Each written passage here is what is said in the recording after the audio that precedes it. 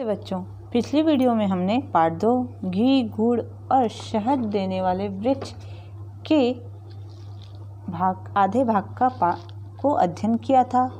पाठ के शेष भाग को हम इस वीडियो में अध्ययन करेंगे। चलिए देखते हैं कि हमने पहले वीडियो में कहाँ पर समाप्त किया था।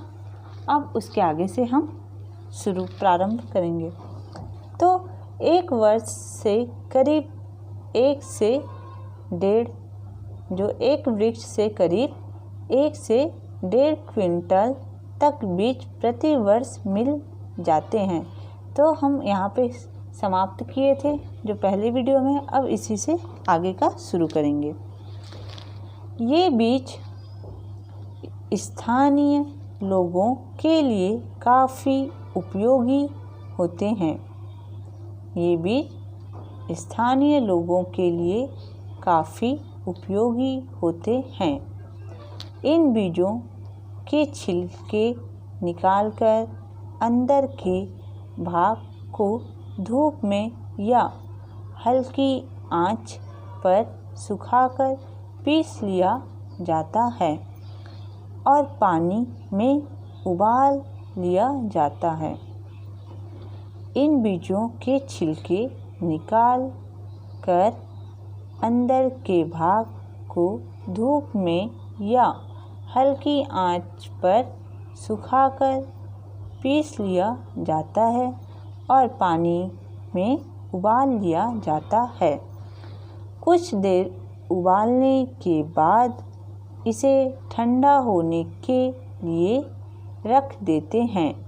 ठंडा होने पर घी, मक्खन की तरह का खाद्य पदार्थ पानी की सतह पर तैरने लगता है।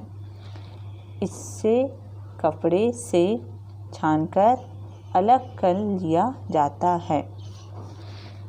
ठंडा होने पर घी, मक्खन की तरह का खाद्य पदार्थ पानी की सतह पर तैरने लगता है। इसे कपड़े से छानकर अलग कर लिया जाता है। चिवड़ा घी देखने में वनस्पति घी की तरह सफ़ेद दिखता है तथा साधारण ताप पर ठोस होता है। स्थानीय लोग इसी घी में पूड़ी, हलवा एवं अन्य पकवान बनाते हैं जो अत्यंत स्वादिष्ट और हानि रहित होते हैं। यह घी गाय भैंस के घी से काफ़ी मिलता जुलता है। जो वहाँ के जो बीज है वो स्थानीय लोग उसे काफ़ी उपयोगी होते हैं। इन बीजों के छिलके जो चिवड़ा फल है उसके बीज को छीलकर अलग कर लेते हैं और अंदर के जो भाग है उसे धूप में या फिर हल्की आंच से उसको सुखाते हैं। जब वो बीज सूख जाता है तब उसे पीसकर उसे गर्म पानी में उबाला जाता है और जब उबालने के बाद उसे ठंडा करने के लिए रख दिया जाता है। जब उबालने के बाद वह ठंडा होता है तब वह घी की तरह, मक्खन की तरह सफ़ेद परत में जो पानी की सतह पर तैरने लगता है। तब वहाँ के लोग उसे कपड़े में छानकर अलग कर लेते हैं और उसे ठंडा होने के लिए, जमने के लिए सामान्य ताप पर रख देते हैं जिससे उन्हें घी प्राप्त होता है। अब उस घी का उपयोग जो वहाँ के स्थानीय लोग हैं पूड़ी, हलवा और अन्य पकवान बनाने में करते हैं। दिखने में यह घी गाय भैंस के घी की तरह काफ़ी मिलता जुलता होता है जो बहुत स्वादिष्ट होता है और हानि रहित जिससे कोई नुकसान ना हो, तो उनको घी प्राप्त होता है। आगे है मिट्टी के तेल के अभाव में यह घी जलाने के काम भी आता है। यह बिल्कुल मोमबत्ती की तरह धुआं रहित जलता है। यही नहीं, जोड़ों में जब हाथ, पैर तथा होंठ ठंड से फटने लगते हैं या गांठियावात, यहाँ पे गांठियावात जो दो शब्दों से मिलकर बना है, गांठियावात हो जाता है, तब स्थानीय लोग के लिए चिवड़ा घी के एक अचूक दवा का काम करता है। वे इसी घी को गर्म कर धूप में मालिश करके रोग का उपचार करते हैं। जो वहाँ के लोग जब मिट्टी तेल की कमी होती है तब घी को जलाने के रूप में उपयोग करते हैं, जो धुआं रहित मोमबत्ती की तरह ही जलता है, पर वो धुआं नहीं देता, बिना धुआं का ही जलता है। यहाँ तक कि घी जो रोगों को उपचार करने के काम आते हैं, जैसे हाथ पैर में दर्द, होंठों का फटना, होंठ जब फटते हैं तो वहाँ के लोग उस घी का उपयोग करते हैं। गांठियावात जो ऐसी बीमारी है, जब आप देखे होंगे कि आपके घर में बुजुर्ग होंगे, उनके हमेशा पैर, घुटनों में, हाथ के जोड़ों में दर्द देता है, उसे हम क्या कहते हैं? गांठियावात। तो गांठियावात को ठीक करने के लिए वे जो घी को गर्म करके धूप में उसका मालिश करते हैं। तो ये रोगों का उपचार करने के लिए एक अचूक दवा के काम भी आता है। चिवड़ा घी के एक महत्वपूर्ण रसायन होता है। चिवड़ा घी में एक महत्वपूर्ण रसायन होता है।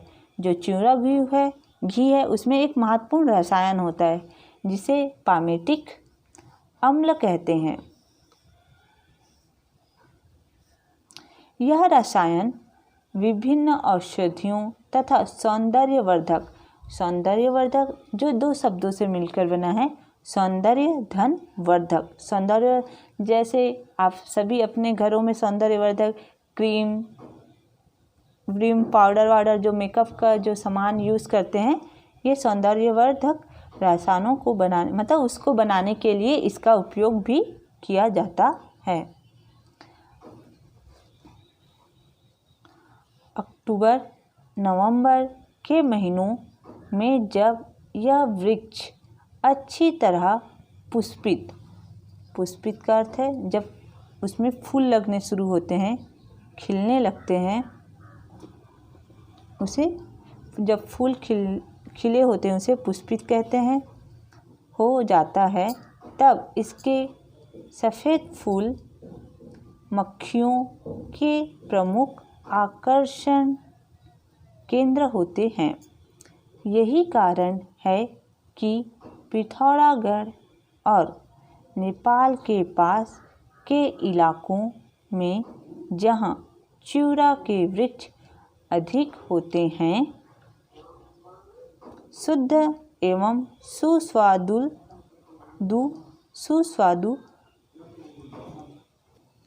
सुस्वादु शहद हमेशा उपलब्ध होता है। यदि मक्खी पालन गृहों को इन्हीं वृक्षों के पास रखा जाए तो शहद सुगमता का अर्थ है आसानी, सरलता से मिल सकता है, परंतु इसके लिए बाकायदा वैज्ञानिक तकनीक अपनानी पड़ेगी। बाकायदा वैज्ञानिक तकनीक अपनानी पड़ेगी। बाकायदा अर्थात नियम से, तकनीक उपयुक्त उपाय। तो जब वहाँ अक्टूबर और नवंबर में चिवड़ा वृक्ष के फूल लगने शुरू होते हैं, तब मक्खियाँ जो मधुमक्खियाँ हैं उनकी खुशबू से उनकी ओर खींची चली आती हैं तब वहाँ के लोग के लिए शहद सरलता से प्राप्त हो जाता है।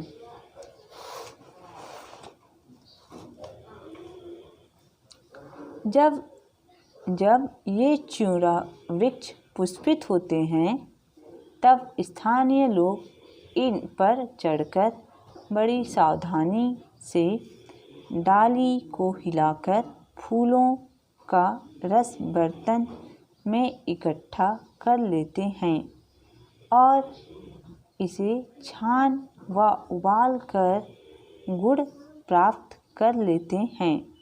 यह गुड़ देखने खाने में बिल्कुल गन्ने के रस से बने गुड़ जैसा ही होता है। लोग इसे औषधि के रूप में भी प्रयोग में लाते हैं। फूलों के रस से बना यह अनोखा गुड़ नेपाल एवं पिथौरागढ़ के उन्हीं इलाकों में मिल सकता है जहाँ चिउरा के वृक्ष होते हैं, क्योंकि इसका जितना उत्पादन होता है वह सब स्थानीय स्तर पर ही खप जाता है। हाँ, तुम चाहो तो वहाँ जाकर इस अनोखे वृक्ष के घी, गुड़ और शहद का लुत्फ़ का मतलब आनंद, लुत्फ़ का अर्थ है आनंद उठा सकते हो। वैज्ञानिकों को इस वृक्ष की ऐसी पौधा तैयार करनी चाहिए जिससे यह अन्य क्षेत्रों में भी पर्याप्त मात्रा में उगाया जा सके और इसका बड़े पैमाने पर भरपूर लाभ प्राप्त हो सके। तो जब चिउरा वृक्ष के फूल खिलने लगते हैं तब वहाँ के लोग बड़े सावधानी से पेड़ों पर चढ़कर जो पेड़ की डाली को हिलाकर फूलों के रस बर्तन में इकट्ठा करके उन्हें छान कर उबाल लेते हैं, जिससे वे गुड़ बनाते हैं जो देखने में खाने में बिल्कुल गन्ने के रस से बना गुड़ जैसा ही होता है। और यह जो गुड़ है जो वहीं पर ही खप जाता है, यानी अर्थात वहीं ख़त्म हो जाता है। जो वृक्ष से गुड़ प्राप्त होता है जो वहीं के लोग उसे उपयोग करते हैं और इस कारण ये और कहीं प्राप्त नहीं होता, जिसे हम और चिउरा के जो गुड़ है वो हम तक नहीं पहुंच पाता। तो बच्चों, धन्यवाद।